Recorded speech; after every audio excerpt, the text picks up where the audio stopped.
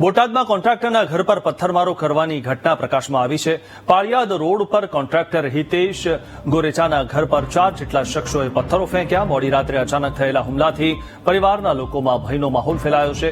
પરિવારના જણાવ્યા મુજબ અગાઉ પણ 3-4 વખત પથ્થરમારો થયો હતો, જે તે સમયે પોલીસ ફરિયાદ નોંધાઈ હતી, જેમાં પોલીસે માત્ર એક આરોપીને પકડીને જામીન પર છોડી મૂક્યો હતો। હિતેશ ગોરેચાએ કહ્યું કે હુમલાખોરો ખંડણી માંગી રહ્યા હતા અને આ લોકો કન્સ્ટ્રક્શન સાઇટ પર આવીને પણ હેરાન કરે છે। ત્યારે જાવેદ કુરેશી, હેમુ મકવાણા સહિત 4 શખ્સો વારંવાર હેરાન કરતા હોવાનો કોન્ટ્રાક્ટરે આરોપ લગાવ્યો છે। ફરિયાદ હું કરવા જઈ રહ્યો છું। 6 અરજી પોલીસ સ્ટેશનમાં આપી છે। એસપીને રૂબરૂ મળ્યો છું, ડીવાયએસપીને રૂબરૂ મળ્યો છું, છતાં કોઈ આના પ્રતિઘાત પડતા નથી અને આ લોકોને એક જણાની ધરપકડ કરી હતી। મેં 4 લોકોની ફરિયાદ લખાવેલી છે અને જામીન ઉપર એને છોડી દીધો। કાલે ફરી અને 4 જણાએ મારા ઘર ઉપર હુમલો કર્યો છે। આ અત્યારે ખંડણી માંગે છે મારી પાસે, કોઈ પણ જાતની પૈસાની લેતી દેતી નથી। કેટલા રૂપિયા માંગે છે તમારી પાસે? 15 થી 20 લાખ રૂપિયાની ખંડણીની માંગ કરે છે। અને બિલ્ડિંગ કન્સ્ટ્રક્શનનો મારો વ્યવસાય છે। સાઈડ ઉપર વોચમેનને માણસોને આવીને ગાળો દઈ જાય છે, મારે છે।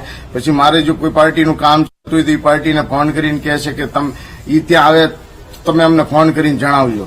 સાહેબ, સવારે રાતે 2 ને સવા 2 થી સવા 2 ના ગાળામાં થયો છે અને બધા ભર ઊંઘમાં સૂતા હતા। અમે ઓચિંતાનો મળ્યો, ધડાધડીનો અવાજ આવવા માંડ્યો એટલે અમે જાગી ગયા।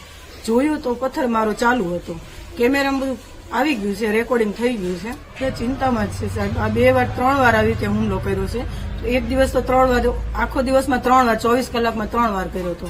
પછી પાછો 2 વાર કર્યો હતો। આજે ગઈકાલે રાતે કર્યો પાછો। પોલીસ આવે છે, આવીને જોઈને જતી રહે છે, કોઈને પકડતા નથી। પકડે તો એકને પકડે। 4 ની ફરિયાદ કરી હતી અમે 4 માંથી એકને પકડ્યો હતો। અત્યારે જામીન ઉપર છૂટી ગયો છે।